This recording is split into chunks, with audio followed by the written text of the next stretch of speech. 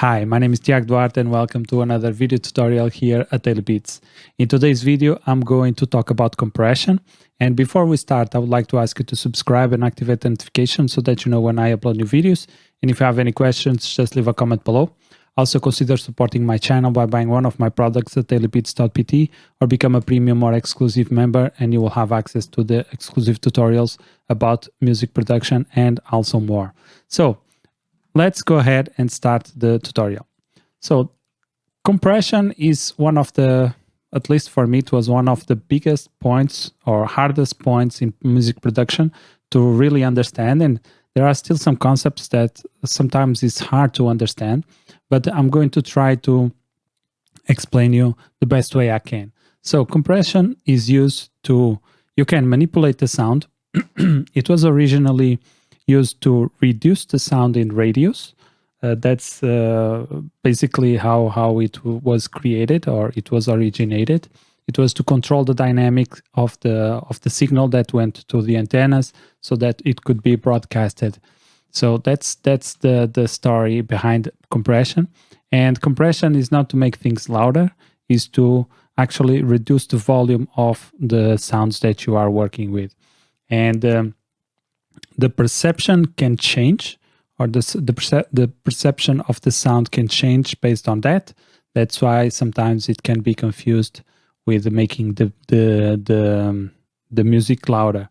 But usually it's to reduce the the sounds with higher volume, reduce them so that you have a less dynamic range between the signal, or the signal with low volume and the signal with higher volume. So it will decrease the signal with higher volume, and you will with your perception, you will think that the music is louder, but it's only decreasing the signal with or decreasing the volume of the signal or of the louder signal.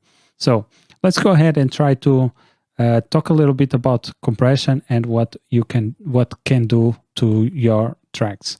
So one thing that I will do is bring here a 3x oscillator, and we are going to use a very simple synth here. This can be used with whatever sound you want. I'm just going to use this as a means of showing you what I mean. Let's go here with C5. Okay, so let's now export this. Quick render as an audio clip, and if we go here, we can see what is this signal. This signal is basically a continuous sine wave, or maybe a bunch of sine waves. Let's go here, edit in audio editor. It's a mixture of different sine waves, but yeah, what I mean is that it's a continuation of a signal here. So it's a signal with no variation, basically, and then it ends. So now, if we take this signal here and we apply some compression, let's go here and let's go and apply some compression here. Let's go with the normal compressor from FL Studio, the native one, because the concepts are the same for whatever compressor you are working with. And if we just focus here on this part here, we have threshold, knee, ratio, attack, and release. And then, of course, there is some curves here that you can adjust. But normally, these 5 knobs will be generic for every compressor, or the concepts of a compressor. So if I play, you see that we have here a level. Very simple. And what I can do is start decreasing the threshold, and you start seeing a couple of lines here showing up. This is the lines of the compressor. It's information that this compressor is giving you because this was made in this way, but sometimes compressors do not give you this type of line. For instance, you have here, where is it? You can have a multiband compressor like that, and if we see, we have threshold, ratio, knee, attack, release, and we can have gain or not. But okay, these 5 are the ones we are going to focus on. And as you can see here, we have the same thing here. And you can also have, let's go with maximums. you can have a different one with these lines here that you can adjust also and make things different like that. So we just focus on the basic one for now. Okay, let's close this. Okay, so we have this limiter here, and you can decrease the threshold, and the threshold will determine from which point the compressor will start working. So if we see here, we have the threshold at this point, and if we even apply a ratio, it will not do anything because the threshold did not reach the signal itself. Whenever we start decreasing the threshold close to the point of the signal, we can start seeing some compression here. And as you can see, the volume is already lower or smaller. And here the ratio will determine the amount of signal or the amount of reduction it will apply after the threshold. So all the signals above the threshold will have a reduction based on this ratio. So the more ratio, as you can see here, the more ratio, the more compression or the more reduction of volume. If I put less ratio, let's go 2. You see that now here was a maximum threshold or ratio, and here it's just 2 to 1. So from one unit, you will have it reduction by 2. So that's what the ratio means. And then we have the knee. The knee serves to soften the curve of the or the amount of compression we have. And then we have here attack and release. These two are very important here. Attack and release, because this will determine how your compressor will behave. Of course, the ratio and threshold, but mostly these are the ones that was more confused to me. And let's go ahead and start doing this. Okay, we have here some nice compression. We can put a ratio of, I don't know, 4 to 1, something like that. Maybe increase a little bit of threshold. So this is a nice space for us to start. So as you can see here, the attack is at 0, which means that the compressor will start working right away. And the release, it's a little bit higher. It's 248 milliseconds, which is a long release. So let's imagine that I want to have the threshold, the transient of the sound, and I want to keep that transient through, and then only after a couple of milliseconds I have the compressor attacking or working. What we can do here is basically increase the attack. And as you can see here, we are leaving the I can even put this bigger.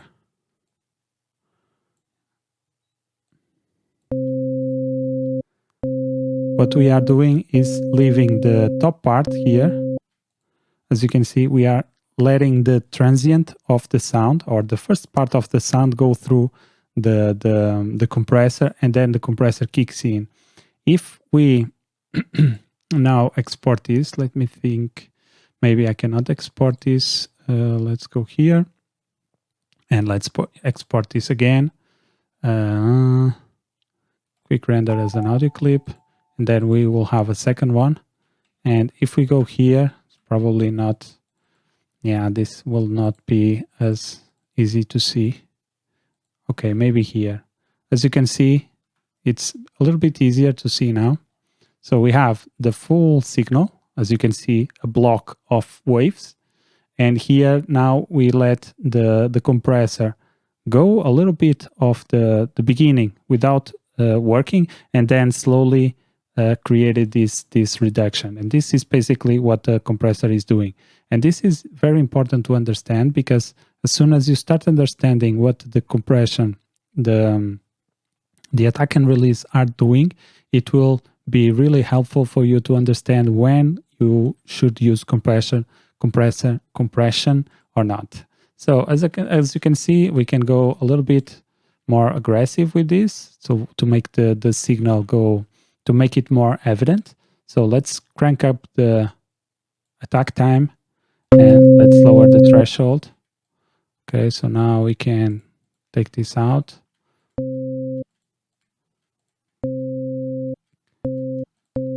Okay, let's go even further, like that. And we can go even a little bit longer. Okay, let's export this again. Quick render as an audio clip. Let's go here to the mix, to the playlist. And here, as you can see, let's normalize this. Here now you can see it even better. So we increased the attack. So it will take, I don't know, let me check the amount of attack that we gave it. 310 milliseconds for the compressor to kick in. So this will be 300 and something milliseconds. And then the compressor starts kicking in, or starts working, and starts reducing the volume so every signal above the threshold will be reduced by 4:1. So every signal above 32 dBs will be compressed on a 4:1 ratio. And here it's not easy to explain the release, but the release will work as the same thing, because this signal is just a block, just a continuous like this. It's just continuous. The release will not be easily explained here, but I hope you understand the concept of the attack. The release will be the same. It's the time that it takes for the compression to release the signal, or to release the compression itself, or lowering the volume. So these are very important concepts to understand, because once you understand this, you can start, for instance, this is a very important technique for drums. If you want to let the punch of the kick go through, or the snare, or the hi-hats, you can apply this type of compression with a little bit of attack and the compression. You can make your drums pop a little bit more, or you can enhance the transients of your drums. That's a good way. And of course, you can do a lot of stuff with the compressor. So this is very important to understand, and I hope this makes it easier to understand that you can shape the sound that you have in whatever way you want with this, with a threshold, with a ratio, attack, and release. These are very important concepts to understand.